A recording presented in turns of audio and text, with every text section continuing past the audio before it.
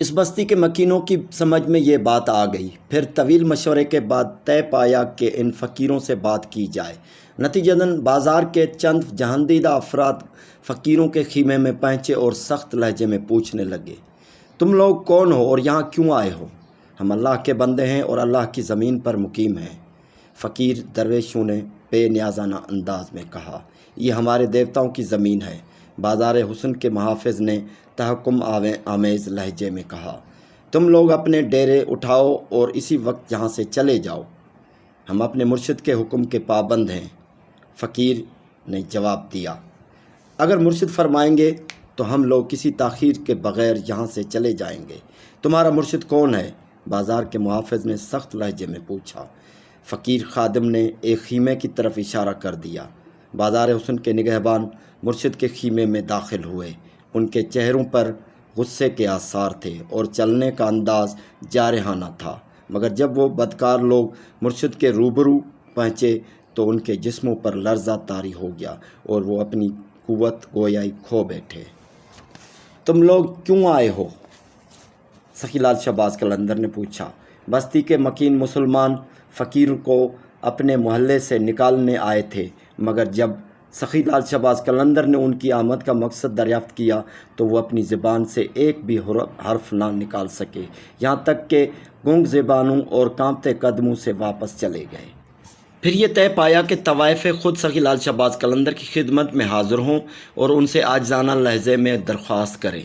آخر تمام زنان بازاری سخی لال شہباز قلندر کے خیمے میں پہنچی اور گریہ زاری کے انداز میں کہنے لگی، ہمیں نہیں معلوم کہ آپ کون ہیں اور کس مقصد سے یہاں آئے ہیں، مگر اتنا ضرور ہے کہ آپ کی وجہ سے ہمارا کاروبار ختم ہو گیا ہے۔ روکنا تو درکنار، ہم نے کسی سے کچھ کہا تک نہیں۔ حضرت سخی لال شہباز قلندر نے طوائفوں سے مخاطب کرتے ہوئے کہا،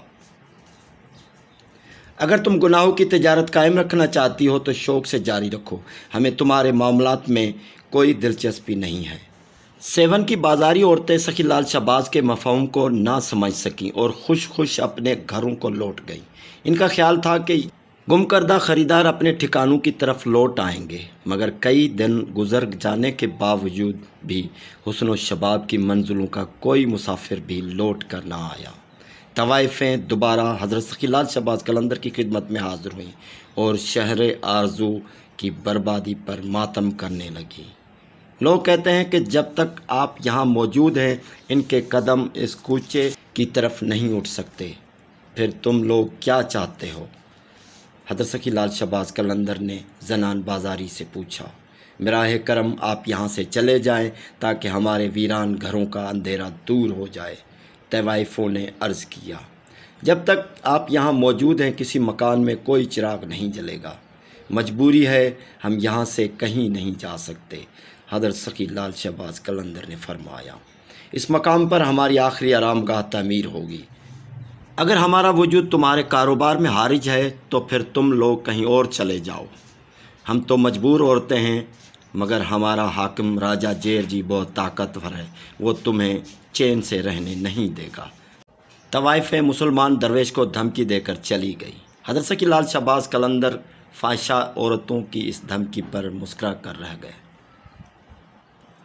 پھر وہ طوائفیں حاکم سیون راجہ جیر کے دربار میں فریاد کرنے لگی، ہمیں ایک مسلمان کے ظلم و ستم سے نجات دلائی جائے۔